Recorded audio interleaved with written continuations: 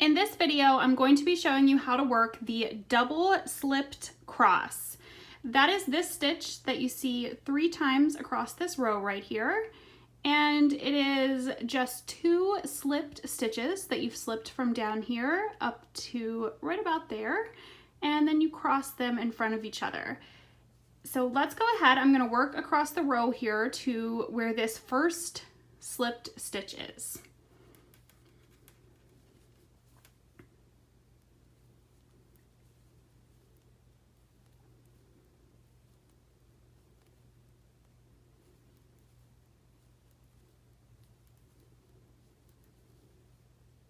Okay, so we are at our first slipped stitch, and what we are going to do first is just take this stitch off the needle, and we're just gonna let it hang there.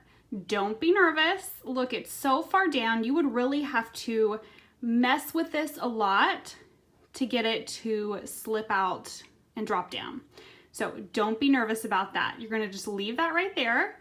These next 2 purl stitches, you're going to slip them from your left needle over to your right needle. And then this second slipped stitch, you're going to just pop off and let it hang there as well. So you've just slipped those 2 over. You've got your 2 slip stitches hanging out. Now we are going to cross them. So the easiest way that I have found to do this, you want to put this stitch over onto your left needle. I kind of pull down. It's kind of hard to do this I'm watching the video while trying to do this. But I slip this onto the right needle first and then put it over to the left needle. Maybe. There we go. Then what you're going to do is the 2 purl stitches that you slipped, you're going to slip those back to your left needle. Then you've got this last slip stitch hanging here, and we're gonna pick it up and place it right back on the left needle.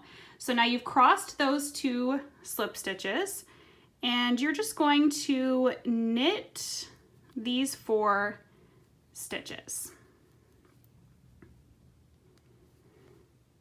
And that is the double slipped cross. I'm gonna go ahead and I'm gonna work it both times here to show you again. So let's get across to the next one. And I'm gonna watch my knitting this time instead of watching the video. I think that'll make it a little bit easier.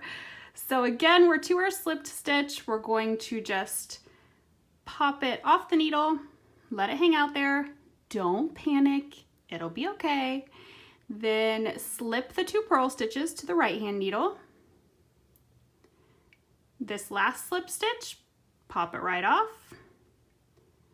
Pick up the first slip stitch, place it on the left needle, slip the 2 purls, pick up the left stitch, and there we have it.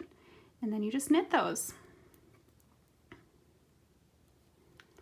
I'll do it one more time on this row. Get across there. All right, first slip stitch, pop it off,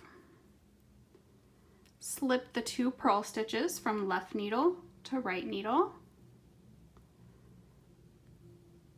take the second slip stitch off,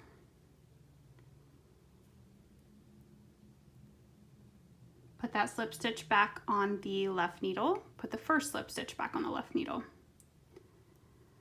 Slip the purl stitches back to the left needle, pick up the second slip stitch, pop it on, and done.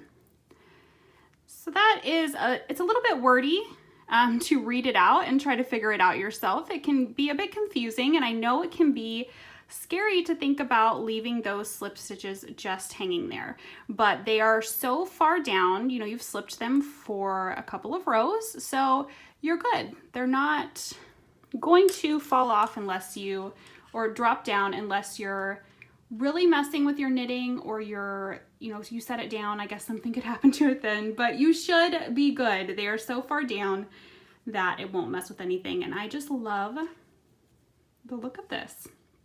So I hope that this tutorial was helpful for those of you working up this sock pattern in the double slipped cross, and happy knitting.